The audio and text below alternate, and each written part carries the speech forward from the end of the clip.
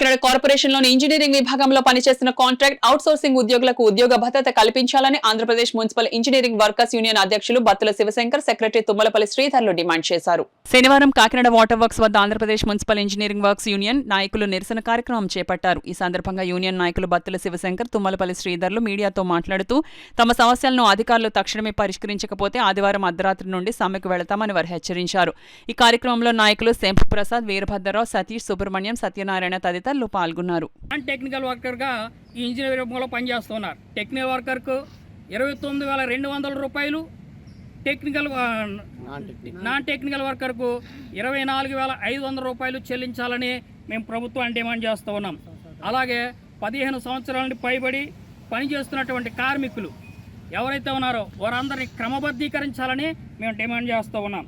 అలాగే ప్రభుత్వ సెలవులు 55 ఆదివారాలు, 17 జాతీయ దేశ రాష్ట్ర పండుగల సెలవులు వారు సెలవులుగానైనా ప్రకటించాలి, లేదా వేతన దినాలుగానే ప్రకటించాలని మేము డిమాండ్ చేస్తూ ఉన్నాం.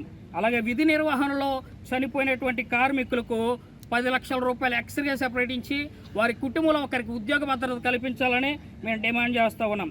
అలాగే అనారోగ్యంగా అంగవైకల్యానికి గురైనటువంటి విధి నిర్వహణలో అంగవైకల్యానికి గురైనటువంటి కార్మికులకు 5 లక్షల రూపాయలు ఎక్స్గ్రేషియా ప్రకటించి వారి కుటుంబంలో ఒకరికి ఉద్యోగ భద్రత కల్పించాలని మేము డిమాండ్ చేస్తున్నాం. అలాగే హెచ్ఆర్ పాలసీ అమలు చేయాలని, అలాగే రాష్ట్ర ప్రభుత్వం అమలు చేసేటువంటి సంక్షేమ పథకాలు మాకును కూడా మేము కార్మికులు కాబట్టి మాకు కూడా అమలు చేయాలని ఈ ప్రధానమైన డిమాండ్లు తెలియజేస్తాం.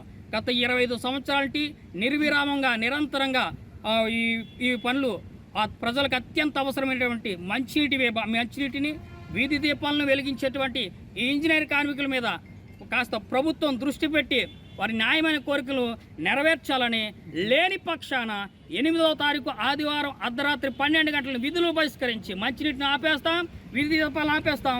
ఖచ్చితంగా సమ్మెలో కూర్చుంటే రాష్ట్ర వ్యాప్తంగా ఇంజనీర్ కార్యక్రమాలతో కూడా సమ్మెలో పాల్గొంటామని ప్రభుత్వాన్ని హెచ్చరిస్తూ మా డిమాండ్లు నెరవేర్చాలని కోరుతూ